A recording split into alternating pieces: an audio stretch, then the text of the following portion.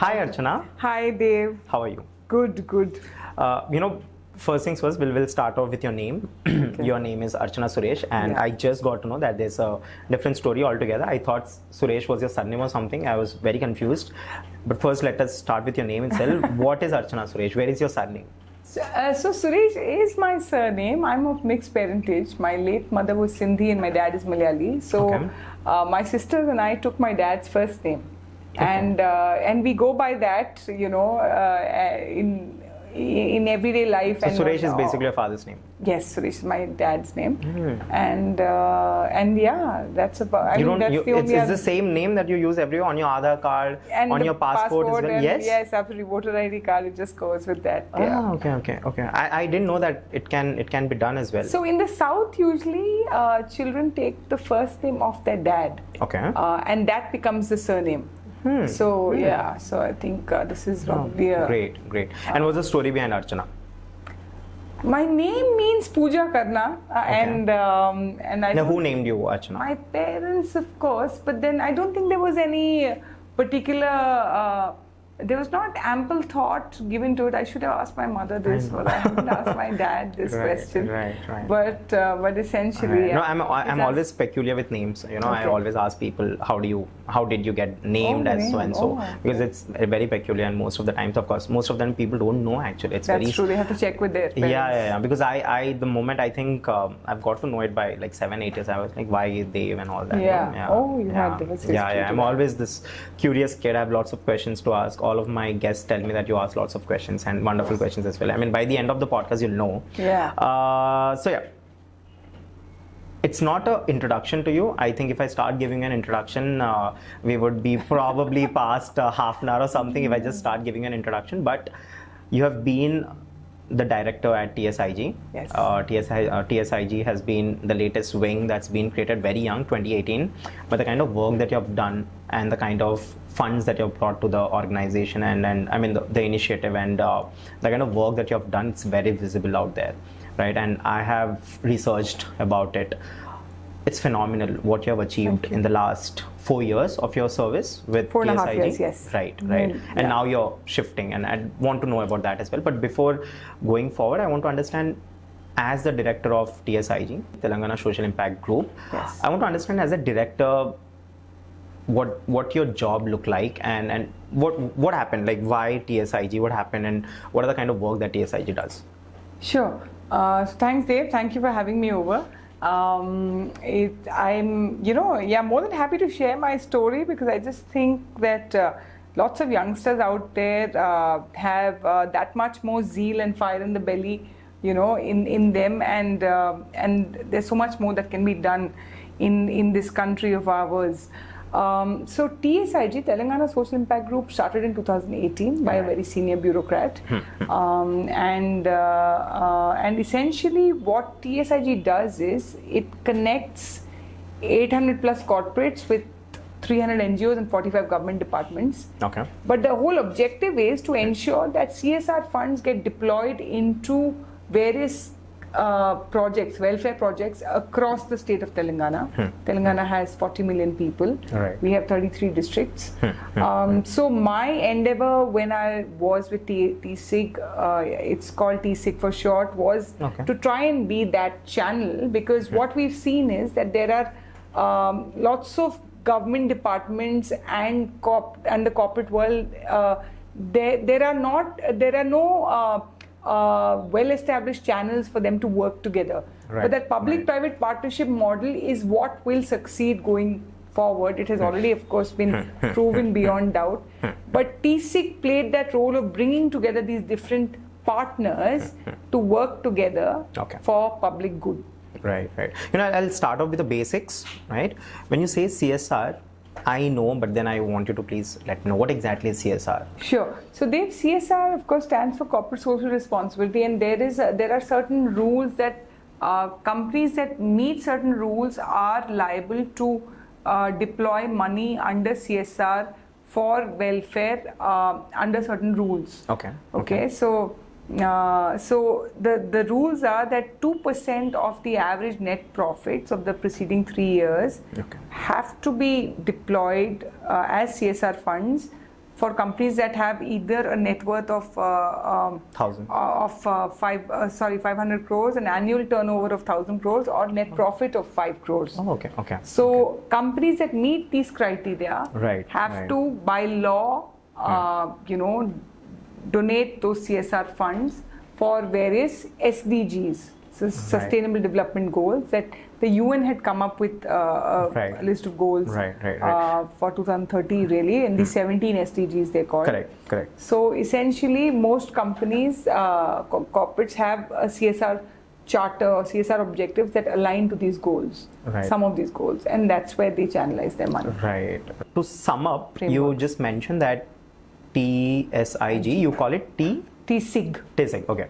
So TSIG, TSIG helps in bridging the gap between, let's say, a company who is actually following, is coming under all these criteria. Correct. And they'll have to donate a certain amount for the benefit of our country, correct? Yeah. And you're bridging the gap, right? Correct. That's like the primary objective of it. Correct. But I want to understand technicals of it. How does it happen? Like, what exactly?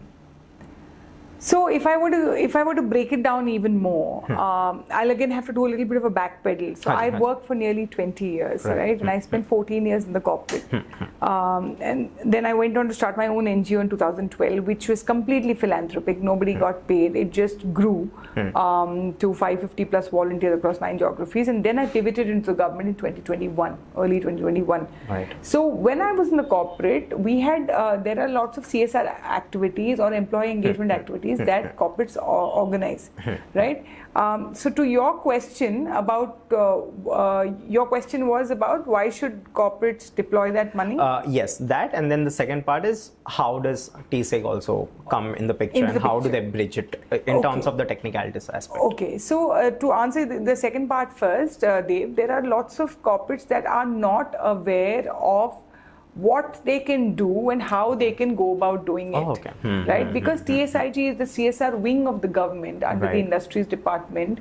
We were able to get in touch with corporates and tell them that, look, there are 33 districts in Telangana. Depending on your appetite and depending on where your goals lie, we can take you to this district, whether it's Nirmal district or Jaishankar Bhupalpalli or Mulugu district, and educate the corporates that there can be work that can be done in these districts in an area of their choice. So for example, in a space of their choice, in a sphere of their choice, whether it's education, whether it's upskilling, whether it's women empowerment.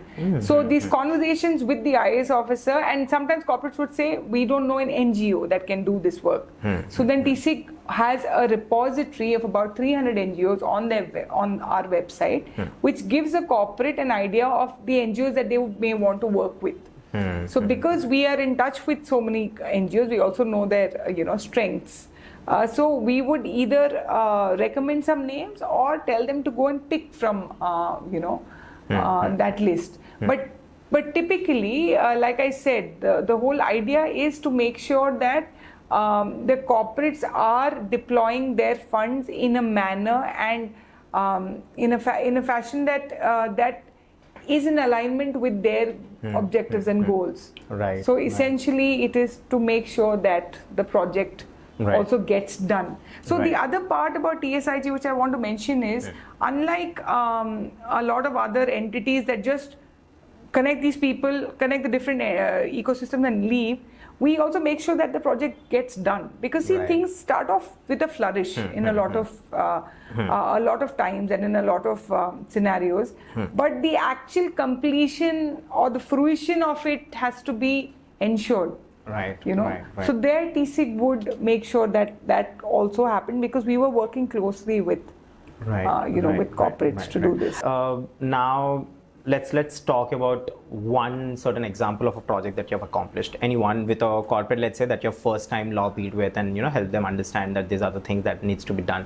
Any one project that comes top of your mind? So there was one massive project for 6.5 CR by a pharmaceutical company that to provide breakfast for 28,000 children in 312 schools in a district called Vikarabad. This involved getting together. Of course, the corporate came and told us that they'd like to do something with regard to nutrition, right? Health and nutrition. And then there was, we had this NGO that actually set up the kitchen. That would provide these meals, right? HKM Foundation, it was called. Okay. And then, of course, we had the district administration, the IAS officer, who actually also sort of made it a lot easier for the corporate to penetrate into this district through these different, through this particular, method. And this project, like I said, it was a 1-year project. Which is in fact still on, and there are these 28,000 children who are getting breakfast every day, piping hot breakfast. I actually want to mention that there are a lot of IAS officers, so Telangana is very blessed in that sense. We have a lot of proactive IAS officers who actually go the distance and make sure that they work very professionally with the corporates, because see, corporates are looking for 3 things. One is delivery of the project to ensure that there is impact and there is very tangible outcome. They are looking at accountability, because people need to step up and say that yes, this is our responsibility, we do it, and they're looking at transparency.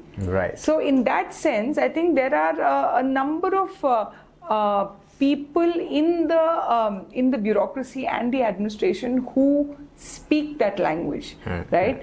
And I also wanted to talk about this one project called the Migrant Labour Project, or it was called UDAN, where there were 7 government departments that came together to ensure that migrant labourers from Odisha and a couple of other neighbouring states like Chhattisgarh, for example. They would come into Hyderabad or Sangareddy or Ibrahimpatnam, in Telangana, and these were brick kiln workers. Okay, so we made sure that when 7 government departments came together, there was an overall improvement in the life of the migrant laborers who came, right? And we were able to impact like thousands of about. Can you tell me what when you say impact, how does it look like? The tangibility of the impact. So we had an NGO that implemented this aided action, and they actually made sure that there were worksite schools for the children. There were health camps being organized for the adults and children. Pregnant workers also got the kits, and there were checkups. There was a ration that was being regulated, because there's one nation, one ration. Under that, then they get food at a highly subsidized rate. There was also there was the police team that came in, law and order, because again, migrant laborers, they are not aware of their rights, and they are not. I mean, they can probably. They live in some very inhuman conditions in India. When there were these departments that came together, at least there was impact in a few of these areas that are integral to a migrant laborer's life every day. So that's how the migrant labor project took off. In fact, we started with only 35 lakh rupees. It went down to it touched 1.8 CR at the end of 2.5 years. Okay. There's this one question that I really wanted to ask, Archana, and you can let me know if you're comfortable or not with this question. There's this perception out large which says that Indian government is slow. So I want to understand what's your perspective on this question, especially since you're inside the system. So Dave, I think there are no easy answers here. We have gone on with a certain system that definitely has gaps and loopholes, and they need to be plugged, no doubt about it. But there are also, now over the years, we've also had civil servants and public servants coming into joining the mainstream, doing their bit the administration to move the needle at their end. So there has been an incremental improvement over the years. We just don't see it because this is so deeply cemented in our heads and minds that look, government ka hai to fir it's basically going to sort of run into weeks and months, right? A file is going to not see the light of day anytime soon. But the fact of the matter is that I think, I mean, see, so there are 2 kinds of people, right? There's one kind which will sit in their armchairs, and and there's one segment who will sit in their armchairs and keep constantly cribbing, and then there's the other segment that will get up and do something about it. So I mean, we are clearly interested in the latter, right? People who can actually get up and do something about changing status quo. So, you know how lots of you youngsters have, you'll probably call anything extra as noise, right? I mean, so it's about shutting out the noise and doing what you have to do in order to bring about that change. Remember, Mr. Gandhi said, "Be the change you want to see," right? So it's about that. It's about rolling up your sleeves and getting to work and trying to leave the world a better place than what you inherited. Right. So it's essentially that. Right. That's a personal. No, that's really wonderful. But again, of course, as you mentioned, we basically, we people, let's say Dhoni, right? Yeah. We did not see Dhoni in making. We have seen Dhoni made, right? And then we see his result, the output, and then we appreciate it. I think the processes in general, I think they're not very fashionable. I think that's the issue. But then once you get it to a certain level and there's a certain result, I think that's when we get appreciation, right? Yeah, and I think people just see the finished product in the end, and then right. No one likes the making of Shah Rukh Khan, making of Dhoni. They all like the Shah Rukh Khan, the Dhoni. The blood, sweat, and tears of building any system, I think that story doesn't come to the forefront because everybody just wants to see the final finished shiny product, right? So I think the way I see it is, yes, there are, like I said, there are issues for sure, but then we are a population of 1.4 billion. I mean, if there aren't any issues here, I mean, kahan pe honge? Yahin pe to honge. Right. So like I said, I think the one reason why I also pivoted into the government was that because I knew that the government will offer me an opportunity and a platform to try and bring about change on scale. Right, and you must remember that I was a regular corporate employee, and on the other side of the table, really.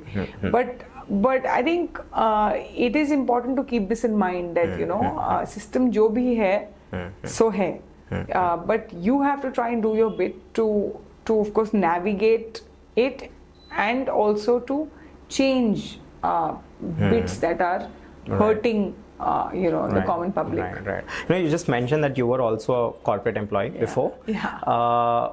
Did you have any complaints with the government before when you were a corporate employee? Like things that small things that you might have had now since you're in the government, you're realizing that. So I would actually, if I spotted potholes, you won't believe it, I've actually taken photos and sent it to a couple of newspapers because they would have these conscious citizen or write to the editor for any issues that you may see in civic life.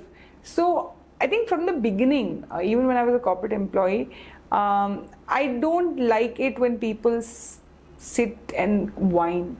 You have to be able to have the courage to get up and do something about it. I mean, so even when I was a corporate employee, I would actually send these pictures and a small write-up to whichever newspaper was that was in publication. And in fact, it was the Times of India and Deccan Chronicle at that point. And you try and sort of make it better for the rest of the world that is also using that road. And try and make it easier for them. So that's. So you're a great person. I mean, in general, even before. Socially conscious. I think a lot of us are socially conscious. I think now with social media, these sides to people are coming to the forefront. But otherwise, also in your own small way, you try and move the needle. That's what I've been doing. Right. Give me a contrast. How was Archana when she was a corporate employee? How was Archana's one typical day when she was a corporate employee versus how was Archana when she was the director of T-SIG? So as a corporate employee, I think your work is pretty much cut out for you. You have that log in by say at 10 a.m. and then you work those hours, right? Those 8 hours, and if necessary you come home and you take your calls. But in office, of course, you have those water cooler moments where you're chatting up with your colleagues, and then you have your there are some corporate activities or employee engagement initiatives that you take part in. So there is that segment, but it's a very it's a format that is fairly predictable every day. But as director TSIG, no 2 days were the same for me. Every day brought about a whole new dimension in some ways, because I was talking to different corporates, I was talking to different different bureaucrats, talking to different NGOs. So it was just a very go kind of life that I led. Especially in the last 2 years, 2023 to 2025, because that's when we really got into the thick of things with regard to executing projects and ensuring those projects got executed. But yeah, so that is the difference. Do you have a life and work balance, or a work-life balance? I'm sorry. So, I think you have to make time for things that really matter to you. And I find that although, everybody leads a hectic life, everybody's got things to do and places to be at, it just boils down to what priority you're giving yourself or those particular activities that you think are of relevance and of need for you. For example, I used to be a quizzer, general knowledge quizzer for the longest time. Really? Yeah. Okay. So there's a quiz you're the club. one who used to take these trophies back home? And no, trophies, no. I would top from the bottom, Really? That's hard to believe. No, in the sense that there's a quiz club called K Circle in Hyderabad, and I joined that quiz club in the year 2000. I was in college back then. And that I would go for these quizzes, and quizzing is something I miss, So yes, you can take time out, but sometimes then I think you have to prioritize, say, an hour of sleep maybe over another activity or event that you have to go to. If I'm talking about from a personal standpoint. So I have been guilty of that. But the fact of the matter is that you have to make time. Like now, consciously, I am meditating every day. And I like that I'm slowing down, because for some of us, it is necessary to sort of slow down as well, right? You can't be a hamster on a wheel all the time because you're not getting anywhere. So in that sense, I think it's necessary to take time out for yourself. Right. So 1 year down the line from today, if I meet you again, you'd be a different person who is more slower. I mean, consciously slower, not in terms of intellect, but I think I'll probably be a lot more clear about what I want to do as we go along, because at this point in time, I am at a crossroad where I definitely want to I definitely want to stay in the development sector, and plans are being formulated in my mind. But yes, there's also a conscious. 1 year later, you will find me being a lot more conscious about the importance of slowing down versus just being on the go all the time. Right. One question that I really want to ask is, when you meet NGOs, different people, and you hear different stories and different problems that they face. Of course, I mean, this is not connected to work-life balance completely, but then a little bit here. There are lots of stories that you hear sometimes that actually moves you. Right? You get emotional sometimes, and then you can't even believe that these are the things that's happening, and we are unaware, right? Now today as well, I'm in the studio, and even though I do my research, etc., I'm still unaware of the problems that people face, and some problems we don't even know yet. I'm sure even you do not know yet. It just comes down to talking to them and then understanding. And when certain things happen, and then everything comes down to your mind, and you're dumped with these many information, and then of course, when you work with an institution like, an initiative like TSIG, people believe you can help them. People believe that you're a superwoman, and somehow they would look up to you and wait for someone like you to come and save them. How do you manage that internally? Because at the end of the day, this goes into a certain wing. There are different departments. You have to talk. You have to make calls. How do you carry that emotional dump, process it in a more professional manner, and then bring this help here? So the rescuer syndrome, one has to be very conscious about, right? You know what the rescuer syndrome is, right? You but please elaborate. So the rescuer syndrome is where you think that you have the solutions to a lot of problems that are coming to you, and you will sort of be that knight in shining armor and actually swoop in and solve it all for the people. Did you have this with you by any chance? When I started off in 2012, maybe I was a little more emotional about these stories, but I think after a point I just realized that if you're emotional, it will impair you. You will not. It will. You will not take the right decisions. You will not be able to operate in a manner that is necessary for that situation. Right. Because if you get too wrapped up in the emotional side, then, like I said, it will paralyze your doing side. And all of us here, especially in the development sector, are here to do for people, right? So what I make very clear to most people, straight up, I like to sort of tell them that, look, we can do only this much and no more. Because what I've also seen in the development sector, and I've been here since 2012, so it's been 13 years already, is that what I've seen is that people also get very used to help coming their way if you get them used to that pattern. So it is necessary for them to also understand that what the help that's coming their way is because there is an alignment at another level with regard to what is needed on the ground, but we can't get them used to that. Right.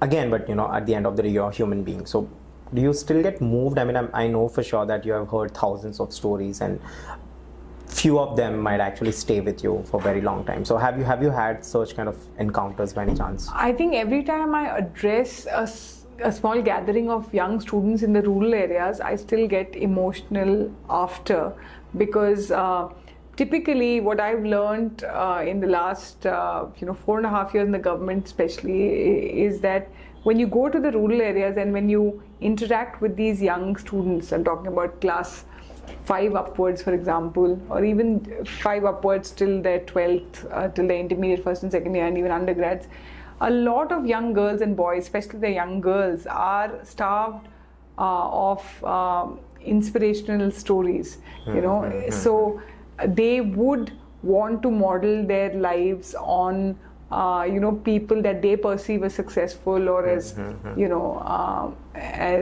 doing well in life, and I think the kind of love and gratitude that they exhibit every time you go and interact with them is something else, really. So even now, after so many years, I still am very moved when I'm talking to the rural kids, because it makes a huge difference to them when you go and share your life stories with them. Right.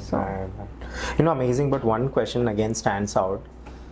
You're a person, of course, today you're here with me, so I might not grasp how big of a person you are, but I've seen you on events, I've seen you on different occasions, and I know that you're a very big person when it comes to what kind of impact you have made till date, and the kind of aura, the respect that you exhibit, right? I know that because I've seen you, right?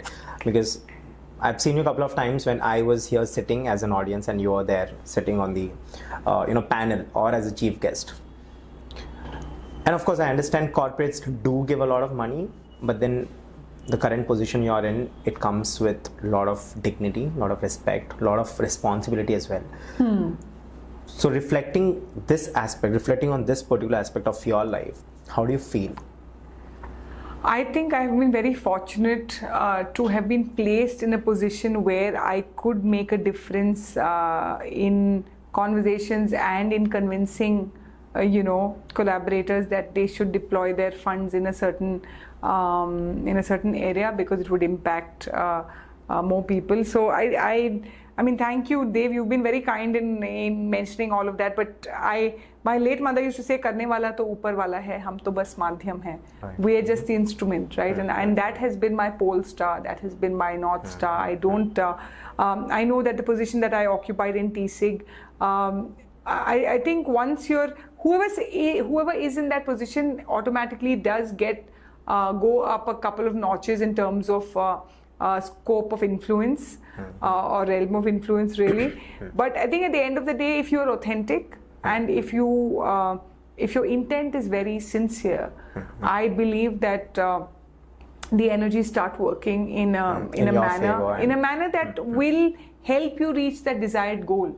Right. So I have never used and never looked at my professional title as a stepping stone to get to some other place. I know that because of that particular title, it has opened up doors for us to actually forge newer paths. So that's my learning in my entire that's my learning from my career in the development sector in particular. So so this question, where do you see the biggest opportunities for CSR lies in our country?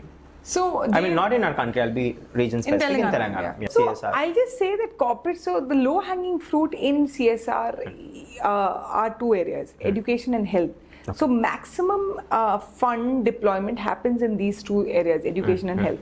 And that will continue to grow, because everywhere you go, all the districts of whether it's Telangana or other states, schools need upgrading, kids need digital classrooms. So that entire piece of education needs overhauling in some ways, or an enhancement in in the rural areas for sure.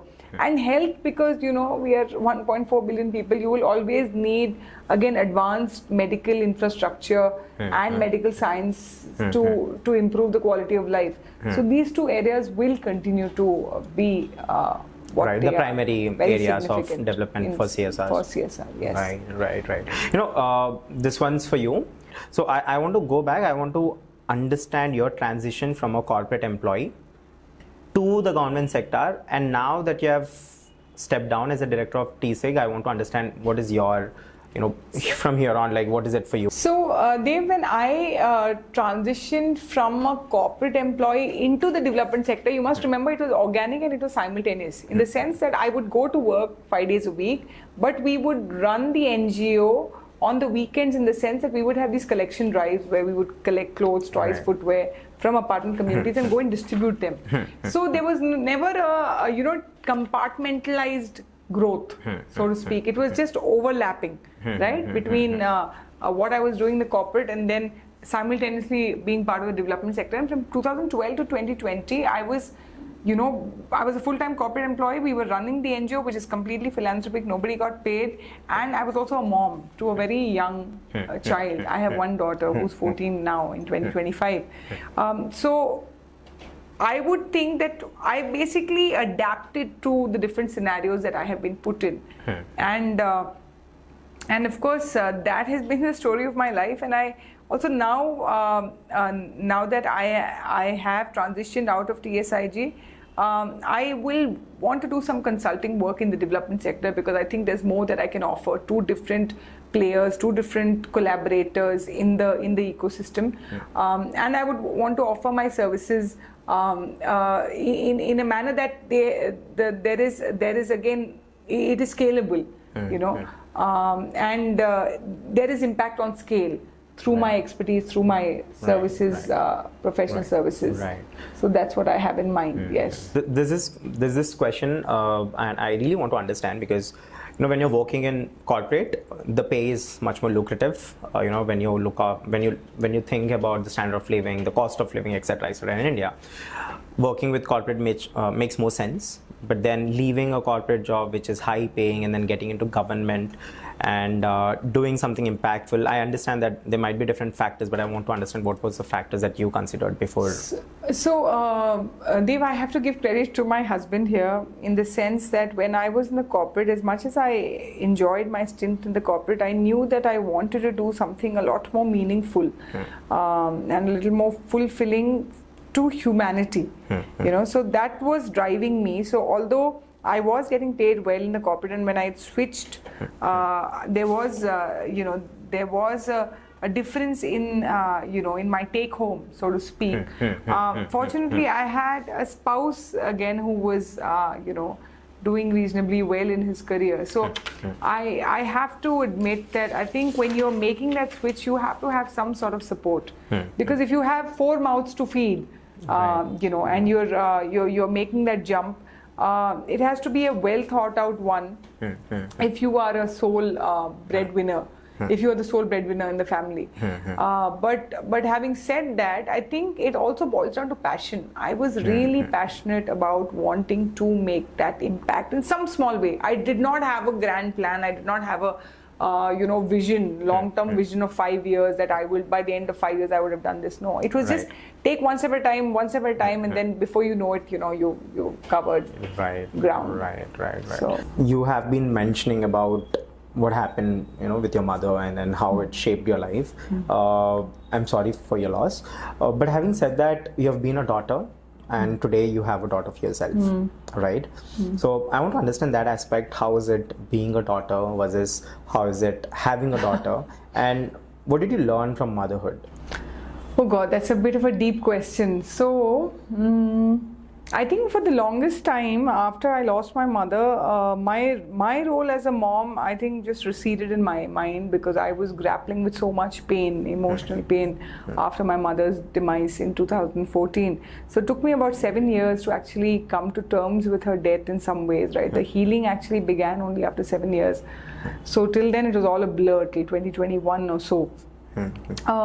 And now, though, I have to say that I think with my daughter, I think my role as her mom is very, it's a cross between being a friend to her sometimes and being a mom to her sometimes. And I think as much as I'm a big believer in the fact that I think women, we should not make statements like motherhood completes you, because I think that is going against the agency of another. That is going against some people's opinions and principles about choice, right? So I wouldn't make a blanket statement, but I think motherhood has been a enjoyable ride for me, but it also had something to do with the fact that it was my choice. Right, I mean, I think I'm also dealing with a teenager who's got a mind of her own and quite clear, sometimes even more clear than me with regard to what she wants and what she doesn't want. But they're two different worlds. The kind of daughter I was to my mother, because we were far more obedient when we were growing up, as against this generation of Gen Z boys and girls who are very vocal about what they want, and they have a very definite opinion. So it's a study in contrast, so to speak. Right. Are you content, Archana? Are you happy? I'm reasonably content as a person. Happiness, I think, is something that we need to work on, in the sense that I'm not happy all the time. I don't think anybody can be. But contentment, yes, it does. I'm in a space where there still is that fire in the belly to do more for people.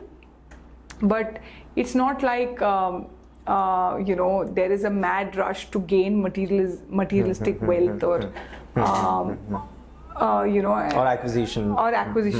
And it's not to say that you shouldn't aspire for the good things in life, right? Because money does make it a lot easier. There's this funny joke that I read that it's better to be crying in a Mercedes Benz than in an RTC bus. So in that sense, I think money has its own role and place in our lives. But I think I'm in my mid-40s, and I think I've reached a stage of my life where I know that we have enough, and that's what counts. So that consciousness is there. With regard to day-to-day living. Right. What's your biggest fear? I think after experiencing my mother's loss, it still is the loss of a loved one, because I've been through the entire drill, so to speak, and I think it was very, very painful. So that's why I said attachment is the beginning of grief, right? But then try telling a parent that, so it's hard to actually implement that on a day-to-day basis. But I think it would be that. And also I think as we get older, you want to stay independent, in the sense that you don't want to be, if you depend on somebody, that is really, it can be quite torturous and can be quite painful for you, because, you're used to a certain independent, healthy a reasonably healthy life. So I think that is a bit of a fear that, I mean, if we have to go, we should go in one shot and should be swift and not be dependent on people. Because, because I think all of this are the experiences that you have had, right? Yeah, I think so. That's right. Now, this is one question I know I'm asking. I feel like my mentor shrinks. Right. I want to really understand what is the best part of being Archana Suresh. I think that's at the risk of sounding narcissistic. I think all of us have unique personalities, right?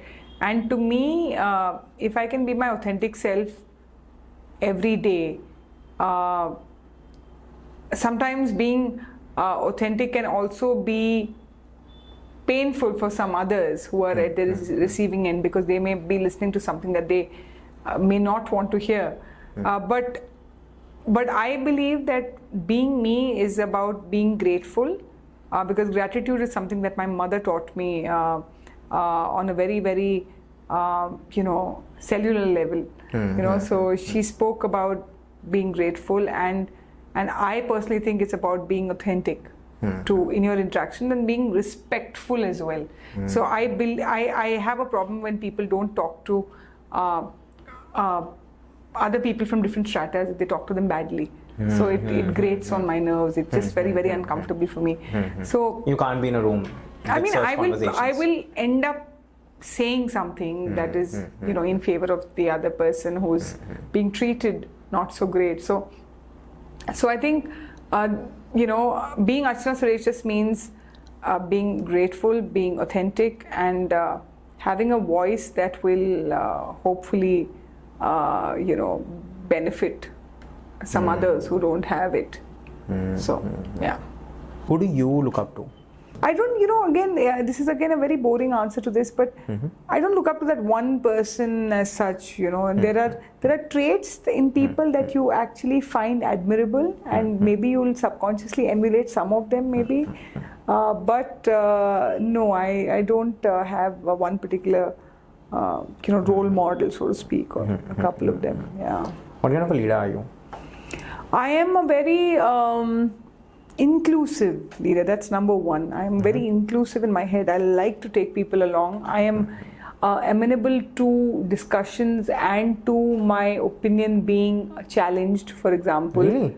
Yeah, absolutely. If they tell me that, look, I mean, it depends on how they say it, of though. Of course. They shouldn't be insulting and humiliating. Right. But the fact is that if I am given a perspective that is better than mine, of course, I'm willing to roll with that. And somebody told me this and bring a smile that, we've thought of why you've been successful in running this NGO for 13 years, and it's because you're not one of those people who said it's got to be done like this only. Right. So taking people's opinions. So you've been like this way before? So in school, I remember I was in class 2 when I first got the class representative badge, which is in class. I was 7 years old.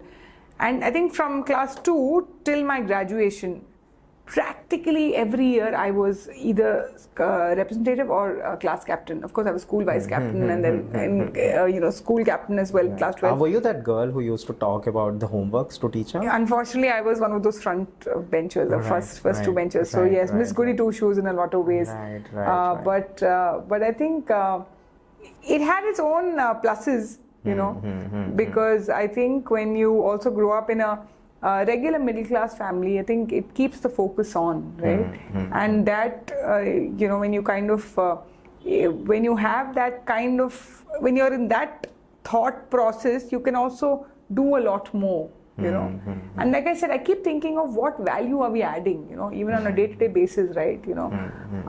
So the reason why I picked up the phone and sent you that message yesterday was like, I knew that this week there were a couple of other things that would have come, and I just thought that if we again delay this to another day, I mean, we don't know when this will again. Right. So, you go for the kill, right? You want to sort of lock this down, and that's how you prioritize and maximize the value that you can bring to the environment around you. So, yeah. So 13 years into development sector, right? And you are, in this 13 years, you've been exposed to different departments, different people, different NGOs, etc., etc. I want to understand what are the 3 things That's your, I mean, what are the 3 biggest takeaways after spending this much time in 13 years? What were your learnings?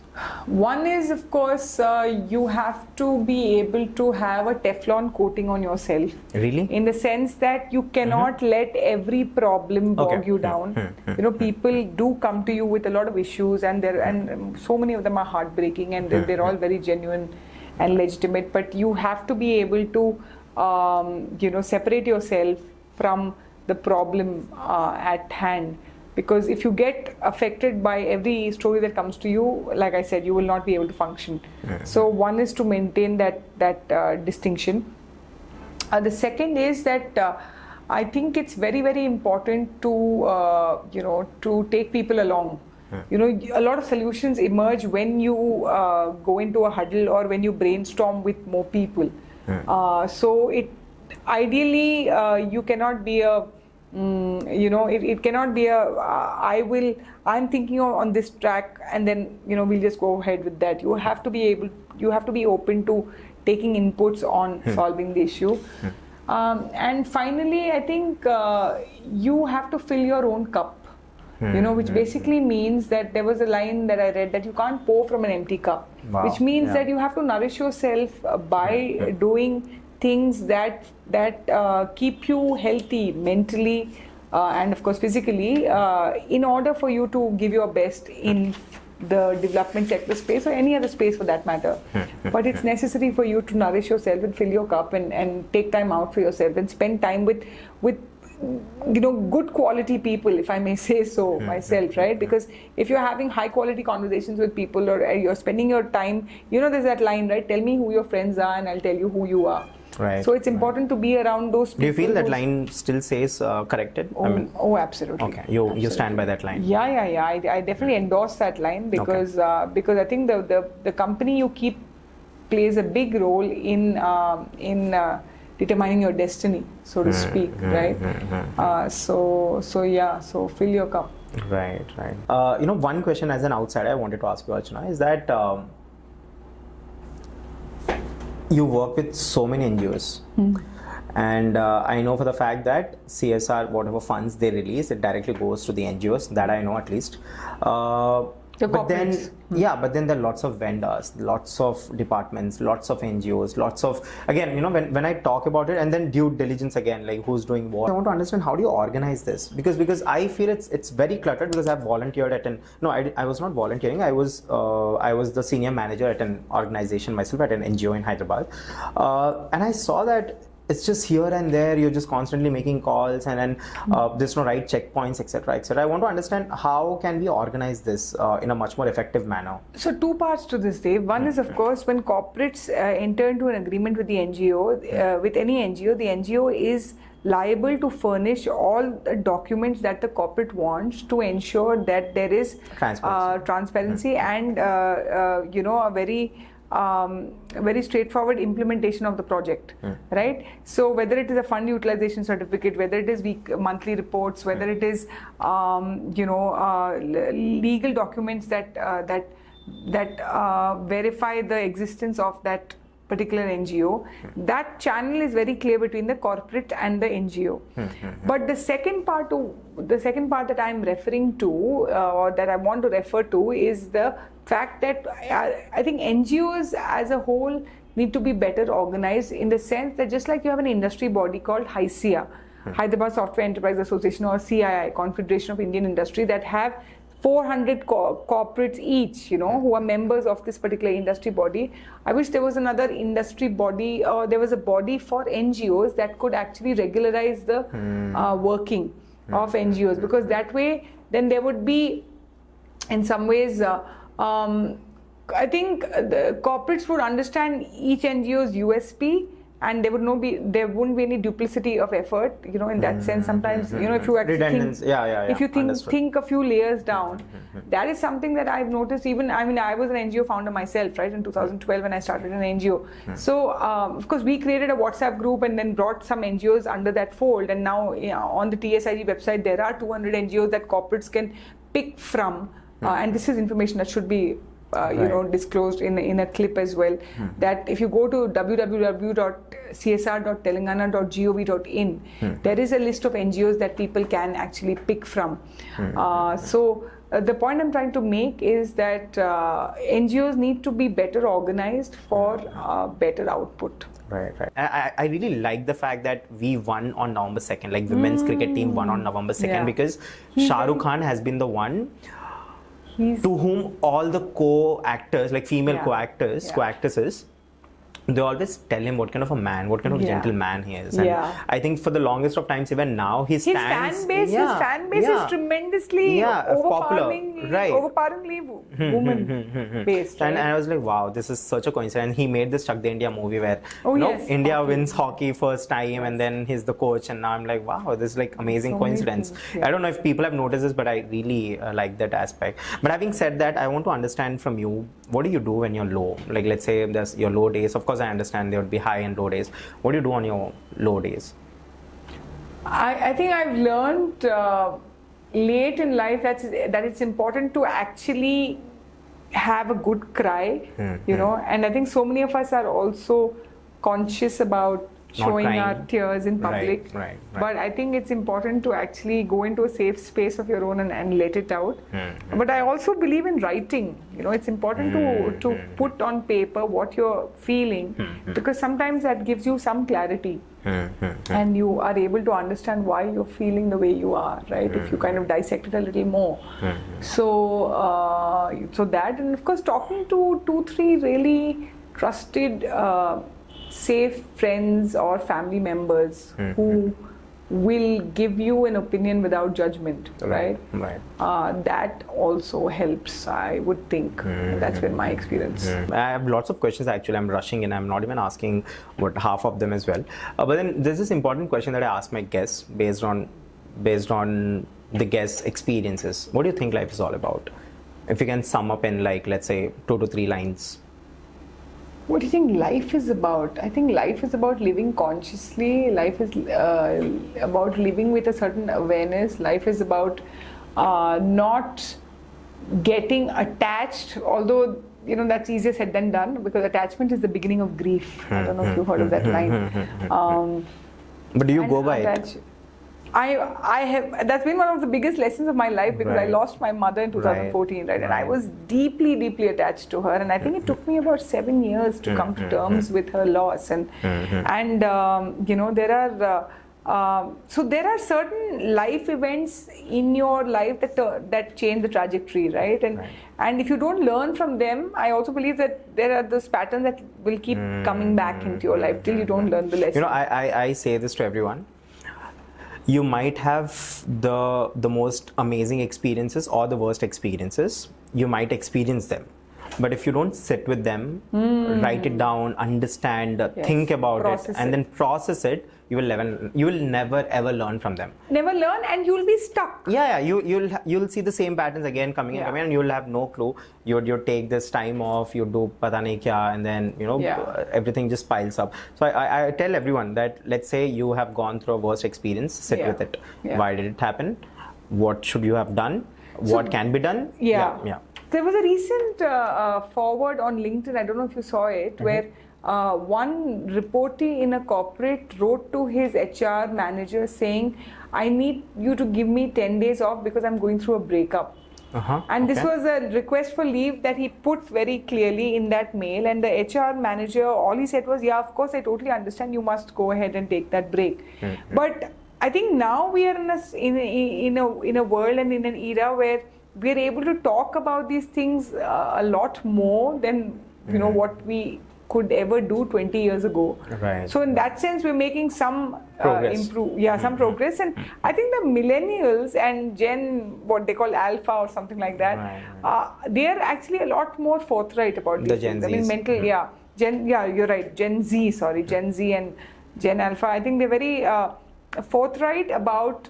I mean, mental health is an important component of our everyday living, right? I mean, Jemima Rodriguez, I mean, fresh off the success of the World Cup. I mean, I think her vulnerability actually pushed the whole team as well, and actually moved the whole nation, to be very honest, to actually see what's happening. I want to tell people that we are recording today which one is day after the one success day after the success, and I was so elated. I took my camera. I don't do this impulsive recording of myself and talk in the camera, but then I was like, yeah, you know, now this is what happened. And of course, November 2nd was always my personal favorite because it was Shah Rukh Khan's birthday. Yeah. For me, it's I mean, I celebrate more than my own birthday, right? And I really look up to that person, and there are lots of things that I've learned, lots of things. And I think what 70% of my personality is built by looking at him. Mr. Khan? Yes. It's a good thing you're telling me that you like Mr. Khan so much, because I've told myself that when I meet Mr. Khan, and someday I will,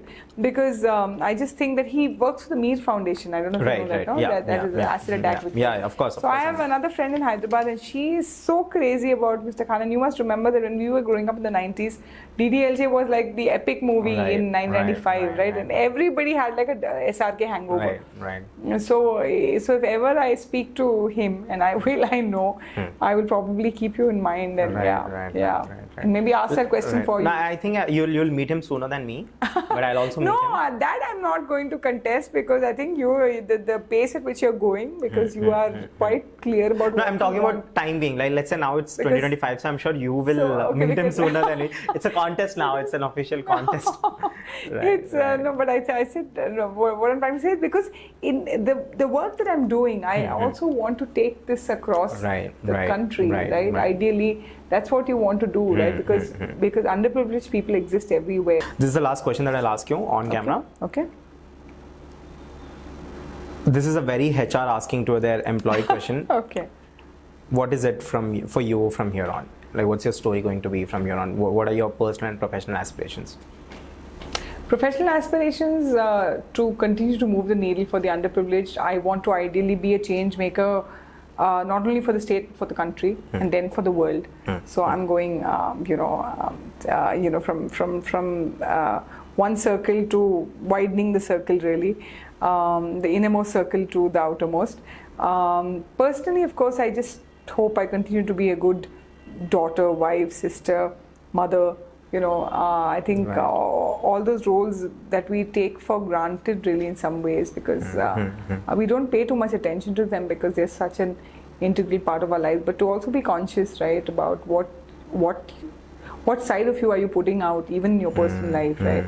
So to be conscious there, and also I hope that I grow spiritually, because I think the whole reason why I came into this space in 2012 is also because I think there's a very, very strong spiritual angle to this. My mother was spiritual, and I just think that seva or service is one way of just becoming aware of the divine force or energy around us. So I hope I continue to grow and learn, and be a reasonably good person in the bargain. And whenever you meet Mr. Khan, let me know. Yes, of course. Now that you told me, we can manifest it together. Yes. Instead of contesting, let's do that. All right, it was great having you, Archana. And I know that we just rushed, and there are many more questions that I have. And probably in the next couple of months, I'll have you again. Oh, is it? No, you have. I think you've done such thorough work and you've done such thorough research. I think you'll have. You'll probably be. I mean, you probably want more people to come in, because I would have thought you've exhausted. No. So basically, what I'm trying to do right now is I'm actually like a PhD thesis. I'm actually trying to do a roundtable conference with like-minded people. That would be the next step of the podcast, and I definitely want you to be there. Your seat is there, reserved. So I want to basically bring people from different areas, walks of life, fields, and I want them to be remarkable people and ignite amazing conversations. And I want to talk about real impact. I want to talk about what's happening, etc. Because it was great having you. Thank you. And I'm sorry if I disappointed with any of my questions, but I'm telling you again, I still have lots more, and I really want to have you again, probably on the roundtable conference that I really want to. You have been warned, but anyway, of having me over again. But you're doing it at your own peril. Okay. Right. No, I want this peril. But having said that, it was great having you. Thanks for coming. Thank you, and all the best, Dave. I hope your podcast goes from strength to strength. I think you bring a certain candor to your questions, which a lot of people may not necessarily think of, you know. Right. So it's nice to see you go, deeper. चल रहा अभी भी क्या बात कर रहे तुम लोग? It's nice to see you go deeper into, into your subject's background. You know, and when I say subject, I mean the person that you're interviewing. So, Right. I mean, good research is always for folks like me. I appreciate it. Yeah, I appreciate it and I respect it. So, yeah. Thank you so much again for your Thank kind you. words.